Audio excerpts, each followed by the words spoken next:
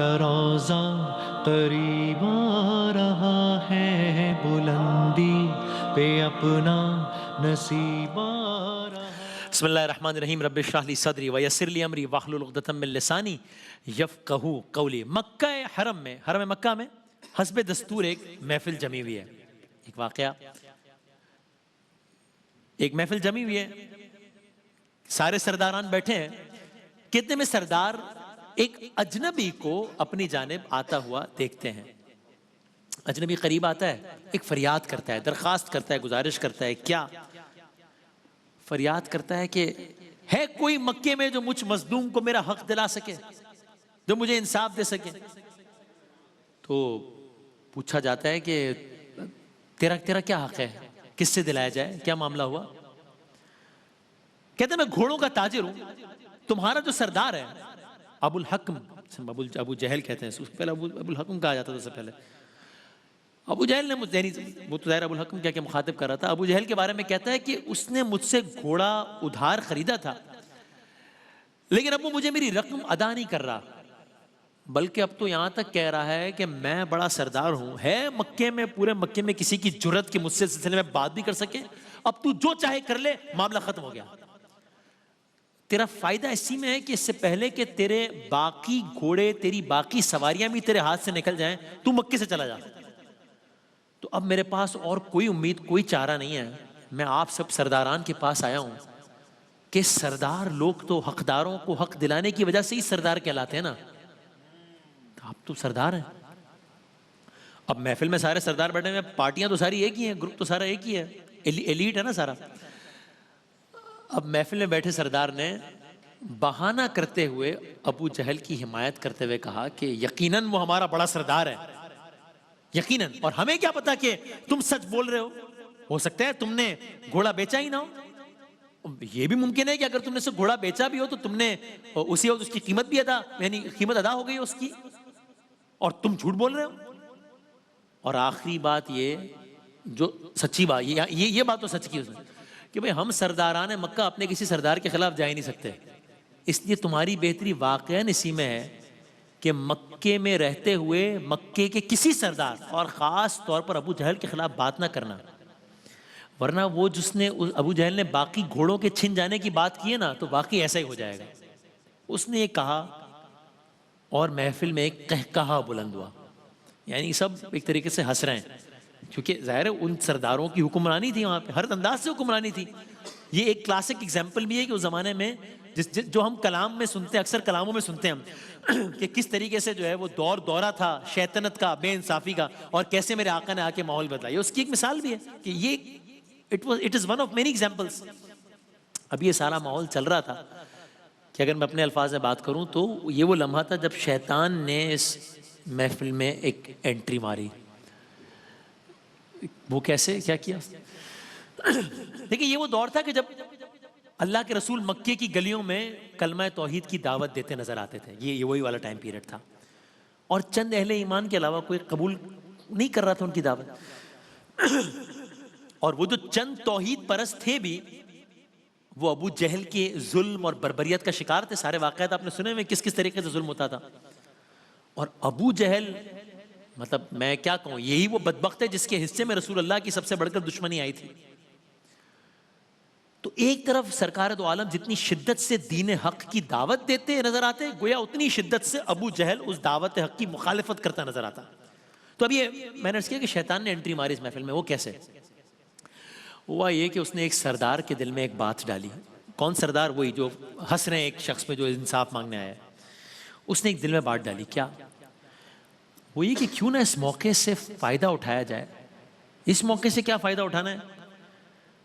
اس موقع سے فائدہ اٹھانا ہے کہ ان سرداروں کی تو اگین اپنے الفاظ کا سہارا مت ماری گئی تھی نا، کیونکہ جب سرکار دو عالم صلی اللہ علیہ وآلہ وسلم اپنا پیغام پہنچا رہے تھے اور وہ سارے سردار ان کو ایز اے پوٹینشیل تھریٹ دیکھتے تھے، تو وہ ہر چیز میں کوئی نہ کوئی اپورچونٹی تلاش کرتے تھے کس طریقے سے محمد صلی اللہ علیہ وآلہ وسلم کو نقصان پہنچایا جائے، چاہے کچھ بھی ہو جائے، اس میں سے کچھ ایسا کرو کہ ان کو نقصان پہنچایا جائے۔ تو شیطان نے بھی ذہن میں یہی بات ڈالی کہ اس سارے واقعے کو استعمال کرتے ہوئے ان کی عزت کو نعوذ باللہ حرف پہنچایا جائے۔ معاملہ ایک مظلوم کا ہے، ایک سواری کا ہے، ابو جہل نے سواری کے پیسے نہیں دیے، اس سب میں ان کو کیسے نقصان پہنچائیں گے؟ یہ کیسے ہو سکتا ہے؟ شیطان کا یہی کام ہے کہ وہ اپورچونٹی نکالتا ہے۔ اس نے ایک آئیڈیا ڈالا ایک سردار کے ذہن میں کہ ہاں اس ساری صورتحال سے بھی ایک ایسا واقعہ جنم لے سکتا ہے جو ان کی عزت پہ حرف لانے کے لیے نعوذ باللہ استعمال کیا جائے۔ کیا ہوا؟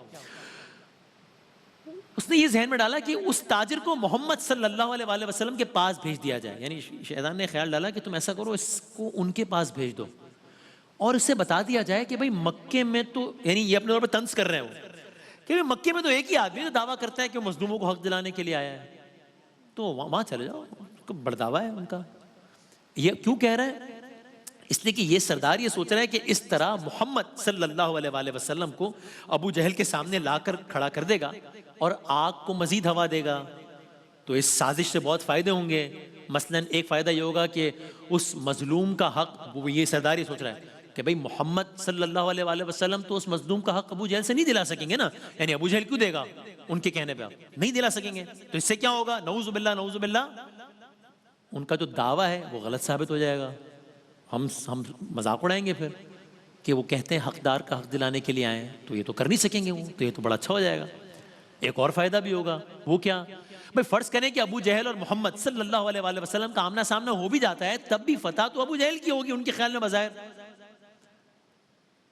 تو ساتھ میں ہم ذرا اس لڑائی کا بھی مزہ لے لیں گے۔ بہرحال تو اب کیا ہوا؟ اس سردار نے کمال شیطانیت سے اس تاجر سے بڑے ہمدردی بھرے لہجے میں کہا، اصل میں تو اسٹریٹجی ہے، بظاہر بڑا ہمدرد بن رہا ہے کہ ہاں دیکھو مکے میں نا ایک شخص ہے، وہ تمہارا حق دلا سکتا ہے، ابو جہل سے بھی تمہارا حق دلا سکتا ہے۔ اب یہ شخص جو سن رہا ہے، اس کے لیے سواری نہیں ہے، اس کا کل اثاثہ ہے، اس کا بڑا اثاثہ ہے۔ اندھا کیا چاہے دو آنکھیں، اس کی آنکھوں میں چمک آ گئی۔ اس اجنبی تاجر نے فوراً پوچھا وہ کون ہے جو مجھے میرا حق دلا سکتا ہے؟ تم سب منع کر رہے ہو اور کہہ رہے ہو کہ ایک شخص دلا سکتا ہے حق۔ جواب میں عیار سردار نے کہا نام ہے اس کا محمد صلی اللہ علیہ وآلہ وسلم۔ محفل میں پھر قہقہا بلند ہوا، گویا سردار کو کچھ سمجھ نہیں آیا کہ یہ ہو کیا رہا ہے، لیکن بہرحال اس کو تو ایک شخص میں امید کی کرن نظر آئی۔ اس تاجر نے سردار کی بات کو سچ جانا، پتہ پوچھا، رسول اللہ صلی اللہ علیہ وآلہ وسلم کے گھر کی جانب روانہ ہوا۔ محفل کے سرداروں نے تماشا دیکھنے کے لیے چند لوگوں کو تاجر کے پیچھے روانہ کیا، مزے لے رہے تھے نا کہ دیکھو کیا ہوتا ہے، دیکھو بڑا بھی مزہ آئے گا، دیکھو کیا ہوتا ہے۔ وہ اجنبی تاجر سرکار دو عالم صلی اللہ علیہ وآلہ وسلم کے گھر پہنچا، دق الباب کیا، میرے آقا تشریف لائے۔ تاجر نے اپنے ساتھ ہونے والا ظلم بیان کیا۔ میرے آقا نے پوچھا اے تاجر، یہ ظلم کس نے کیا ہے تجھ سے؟ کہا ابو جہل نے۔ بس میرے آقا صلی اللہ علیہ وآلہ وسلم نے مزید کچھ نہیں سنا، اپنی چادر لی، اس تاجر سے کہا میں تمہیں تمہارا حق دلاتا ہوں، میں تمہیں تمہارا حق دلاتا ہوں۔ اب یہ سننا تھا کہ تاجر کے چہرے پر خوشی اور ساتھ ساتھ مشرکین کے چہروں پر حیرت کے پہاڑ، یہ کیا ہو رہا ہے؟ وہ سمجھ رہے تھے کہ یہیں پہ اسٹریٹجی کامیاب ہو جائے گی کہ محمد کہیں گے کہ میں کیسے کیا کروں، یہ انہوں کیوں کر ممکن ہو سکتی ہے؟ ابو جہل جو مکے میں محمد صلی اللہ علیہ وآلہ وسلم کا سب سے بڑا دشمن ہے، وہ ان کے کہنے پر تاجر کو اس کا حق کیسے دے گا؟ بس میرے آقا اس تاجر کو لیے ابو جہل کے گھر پہنچے۔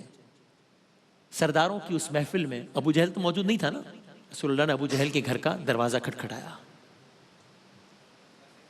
ابو جہل باہر آیا، سامنے دیکھا میرے آقا کھڑے ہیں صلی اللہ علیہ وآلہ وسلم، حیران ہو گیا، پریشان ہو گیا، تصور بھی نہیں کر سکتا تھا کہ محمد صلی اللہ علیہ وآلہ وسلم وہ بھی اس دروازے پر۔ اب یہ حیرت ختم نہ ہوئی تھی کہ اس کے کانوں میں میرے آقا کا حکم گونجا، اس تاجر کو اس کی رقم ادا کر دے کہ یہ میرے پاس فریاد لے کر آیا ہے۔ مجمع پر حیرت طاری ہے، سب حیرانگی سے دیکھ رہے ہیں، میرے آقا ان کے دروازے اس کے دروازے پر کھڑے ہیں، حکم صادر ہو گیا ہے۔ مجمع حیرت سے دیکھ رہا ہے کہ اب اگلا کام کیا ہوگا، اپنے طور پہ خوش فہمی میں بھی مبتلا ہے کہ اب وہ مقصد ہمارا حل ہو جائے گا، حاصل ہو جائے گا جس کو سوچ کر ہم یہاں پر آئے تھے کہ یہاں پر لڑائی ہو جائے گی، یہاں پر ہم ان کو غلط ثابت کر دیں گے۔ سامنے کیا ہوا؟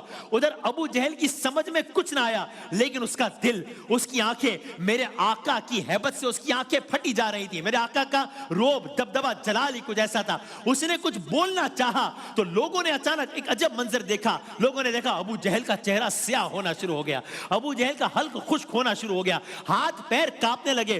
بس وہ خاموشی سے مڑا، گھر کے اندر گیا، تاجر کی جتنی رقم بنتی تھی خاموشی سے لا کر تاجر کے ہاتھ میں رکھ دی، پھر نہ رسول اللہ نے کچھ کہا، نہ ابو جہل کو کچھ کہنے کا حوصلہ ہوا. ابو جہل اپنے گھر کو، سرکار دو عالم صلی اللہ علیہ وآلہ وسلم اپنے گھر کو روانہ ہو گئے.